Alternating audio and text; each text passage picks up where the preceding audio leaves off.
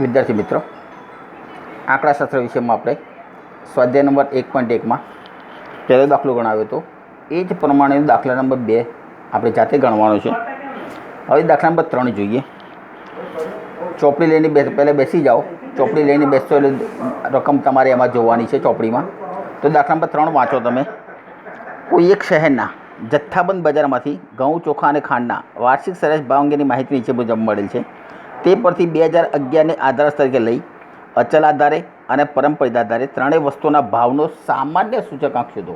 મિત્રો, અહીંયા સામાન્ય સૂચકાંક શોધવાનો છે. સામાન્ય સૂચકાંક એટલું આમ સૂચકાંક આપણે જે અચલ આધારે અને પરંપરિત આધારે શોધીએ છીએ એ જ પ્રમાણે શોધવાનું છે. ફક્ત સામાન્ય સૂચકાંકમાં થોડો ફેર પડે છે. તો આપણે એ જોવાનું છે. આપણને કોઠામાં આપેલું છે વસ્તુ, વર્ષ આપેલા છે 2011થી 2015 સુધીના, અને વસ્તુમાં આપેલી ઘઉં, ચોખા અને ખાંડ, અને દરેકનો જે ભાવ આપેલો છે એ ભાવ આપણને કોઠામાં આપેલો છે. હવે આપણે બે રીતે બનાવવાનું છે, એક અચલ આધાર અને બીજું પરંપરિત આધાર રીતે. તો પહેલું અચલ આધાર રીતે આપણે સૂચકાંક જોઈએ. તો મિત્રો, એના માટે આ પ્રમાણેનો કોઠો બનશે. નંબર 1 અચલ આધાર રીતે સામાન્ય સૂચકાંક ભાવ. વસ્તુ આપેલી છે, વર્ષ આપેલા છે, વર્ષ 2011, 12, 13, 14 અને 15. ઘઉં આપેલા છે, ચોખા આપેલા છે, ખાંડ આપેલી છે.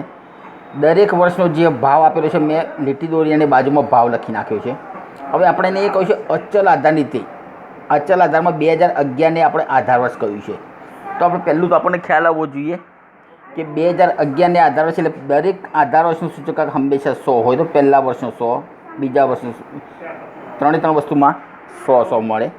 હવે દરેકમાં ઘઉંમાં દરેક વર્ષમાં આધાર વર્ષનું સૂચકાંક છે, આધાર વર્ષનો જે ભાવ છે દરેકના છેદમાં આવશે. તો અહીંયા લખીએ 18.50 ભાગ્યા 18 ગુણ્યા 100, 18.90 ભાગ્યા 18 ગુણ્યા 100, 19 ભાગ્યા 18 ગુણ્યા 100 અને 19.50 ભાગ્યા 18 ગુણ્યા 100. એ પ્રમાણે અહીંયા તો પહેલા વર્ષે 100 આવશે. હવે 36 ભાગ્યા આધાર વર્ષનો 30 ગુણ્યા 100, પછી 38 ભાગ્યા આધાર વર્ષનો 30 ગુણ્યા 100, પછી ફરીથી 38 ભાગ્યા 30 ગુણ્યા 100,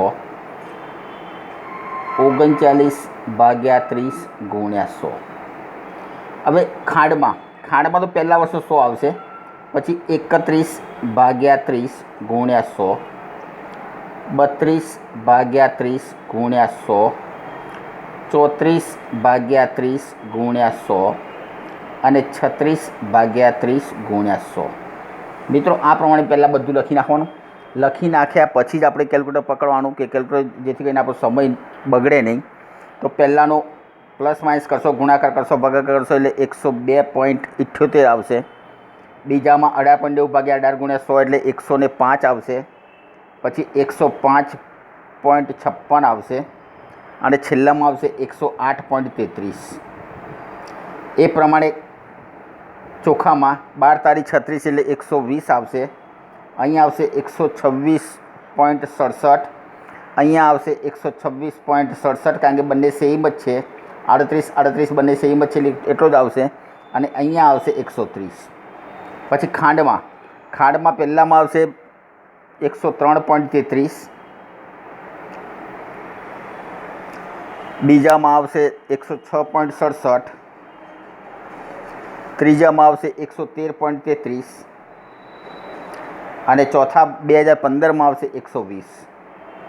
હવે મિત્રો, આ જે સૂચકાંક આવ્યો એનો સરવાળો આપણે મારવાનો છે. તો પહેલાંનો સરવાળો થશે 300, બીજાનો સરવાળો થશે 326.11, ત્રીજાનો સરવાળો થશે 338.34,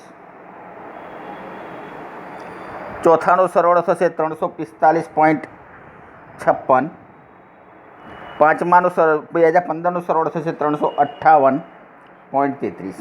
હવે આપણને સામાન્ય સૂચક ભાવનો સામાન્ય સૂચકાંક શોધવાનો છે મિત્રો. તો એનું સૂત્ર બને છે ભાવનો સામાન્ય સૂચકાંક બરાબર સરવાળો ભાગ્યા 3. કેમ? તો અહીંયા ઘઉં, ચોખા અને ખાંડ 3 વસ્તુ છે એટલે 3 વડે ભાગવાના. 4 વસ્તુઓ 4 વડે, 5 વસ્તુઓ તો 5 વડે ભાગવા પડે તો સામાન્ય સૂચકાંક મળે. પહેલામાં આપણને 300 આપેલા છે. 300 ભાગ્યા 3 બરાબર 100. બીજામાં 326.11 ભાગ્યા 3, પછી 338.34 ભાગ્યા 3, 345.44 ભાગ્યા 3 અને 358.33 ભાગ્યા 3 બરાબર. આપણે જોઈએ કે 326.11 ભાગ્યા 3 બરાબર 108.70, પછી 338 ભાગ્યા 34 ભાગ્યા 3 એટલે 112.78, પછી આનો થશે 115.19 અને છેલ્લાનો થશે 119.44. આ થયું મિત્રો સામાન્ય સૂચકાંક, ભાવનો સામાન્ય સૂચકાંક. આ થઈ અચલ આધારની રીત. હવે એ જ રીતે આપણે પરંપરિત આધારમાં જોઈએ. પરંપરિત આધારમાં એ જ છે. અચલ આધારમાં આપણે શું કર્યું કે ભાઈ જે પહેલા વર્ષો 2011ને આધાર વર્ષ તરીકે લઈ કોઈ તો પહેલા વર્ષને આપણે અચલ તરીકે લીધો, એટલે દરેકના છેદમાં પહેલા વર્ષનો જે ભાવ છે એ દરેકના છેદમાં લીધો, ચોખા ઘઉંમાં, ચોખામાં અને ખાંડમાં. હવે અહીંયા પરંપરિત છે. પરંપરિત છે તો શું સૂત્ર શું થાય કે ચાલુ વર્ષનો ભાવ ભાગ્યા આગળના વર્ષનો ભાવ ગુણ્યા 100. કોઈ પણ વર્ષમાં લઈએ તો ચાલુ વર્ષનો ભાવ ભાગ્યા આગળના વર્ષનો ભાવ ગુણ્યા 100. તો અચલ આધાર અને પરંપરિત આધાર એમાં પહેલાં 2 વર્ષના ખાના એમને એમ બનશે, પછીના ખાનામાં તમારી ફિગર બદલાશે. તો આપણે પહેલાં વર્ષમાં દરેકમાં લખી નાખીએ 100 100 100. હવે 18.50 ભાગ્યા 18 ગુણ્યા 100, 18.90 ભાગ્યા 18 ગુણ્યા 100, પછી 19 ભાગ્યા 18 ગુણ્યા 100, 19.50 ભાગ્યા 18 ગુણ્યા 100. પછી બીજા ચોખા માટે 36 ભાગ્યા 30 ગુણ્યા 100, 38 ભાગ્યા 30 ગુણ્યા 100, 38 ભાગ્યા મિત્રો અહીંયા જુઓ 18.50 ભાગ્યા 18.50, અહીંયા 19 ભાગ્યા 18.90 અને અહીંયા 19, કારણ કે પરંપરિત આધાર છે. જો 18.50 ભાગ્યા 18 ગુણ્યા 100, 18.90 ભાગ્યા આગળના વર્ષનો 18.50 ભાગ્યા 100, પછી 19 ભાગ્યા આગળના વર્ષનો 18.90 ગુણ્યા 100 અને 19.50 ભાગ્યા 19 ગુણ્યા 100, અહીંયા 36 ભાગ્યા 30 ગુણ્યા 100, પછી 38 ભાગ્યા 36 ગુણ્યા 100, પછી 38 ભાગ્યા 38 ગુણ્યા 100 અને 39 ભાગ્યા 38 ગુણ્યા 100, પછી અહીંયા 31 ભાગ્યા 30 ગુણ્યા 100, 32 ભાગ્યા 31 ગુણ્યા 100, 34 ભાગ્યા 32 ગુણ્યા 100 અને 36 ભાગ્યા 34 ગુણ્યા 100. હવે મેં કીધું કેલ્ક્યુલેટરનો ઉપયોગ કરવાનો. મેં તમને કહ્યું પહેલાં 2 ખાના તો જે છે ઉપર એના એ જ આવશે, તો એમાં કોઈ ગણતરી કરવાની જરૂર નથી, બધું જ સેમ છે. તો 102.78, 120 અને 109, 103.33. હવે ત્રીજા 2013, 14 અને 15માં બદલાશે. તો 2013માં જોઈએ તો 18.90 ભાગ્યા 18.50 ગુણ્યા 100, 18.90 ભાગ્યા 18.50 ગુણ્યા 100, તો એનું કેલ્ક્યુલેશન થશે 102.16. પછી 19 ભાગ્યા 18.90 ગુણ્યા 100, તો એનું થશે 100.53. પછી 19.50 ભાગ્યા 19 ગુણ્યા 100, તો એનું થશે 102.63. પછી અહીંયા 38 ભાગ્યા 36 ગુણ્યા 100, તો 105.56. પછી અહીંયા 38 ભાગ્યા 38 ગુણ્યા 100, તો અહીંયા થશે 100 અને અહીંયા થશે 102.63. પછી છેલ્લામાં જોઈએ તો 103.33 આવી ગયું. 32 ભાગ્યા 31 ગુણ્યા 100, તો અહીંયા થશે 103.23. પછી અહીંયા 34 ભાગ્યા 32 ગુણ્યા 100, તો 106.25. પછી અહીંયા 36 ભાગ્યા 34 ગુણ્યા 100, તો અહીંયા 105.88. હવે મિત્રો બધા જ સૂચકાંકનો સરવાળો, તો પહેલાંનો સરવાળો થશે 300, બીજાનો થશે 326.11, પછી ત્રીજાનો થશે 310.95, ચોથાનો થશે 306.78 અને પાંચમાનો થશે 311.40. હવે મિત્રો સામાન્ય સૂચકાંક, ભાવનો સામાન્ય સૂચકાંક બરાબર સરવાળો ભાગ્યા 3.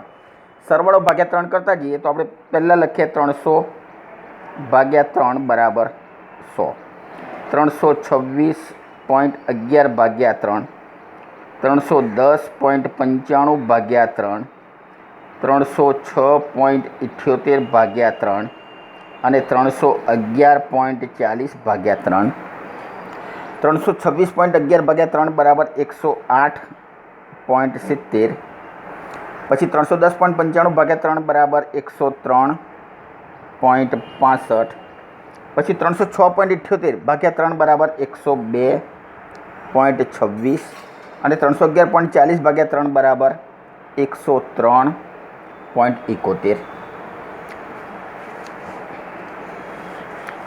મિત્રો, આ પ્રમાણે અચલ આધાર અને પરંપરાગત આધારે સૂચકાંક મેળવી શકાય.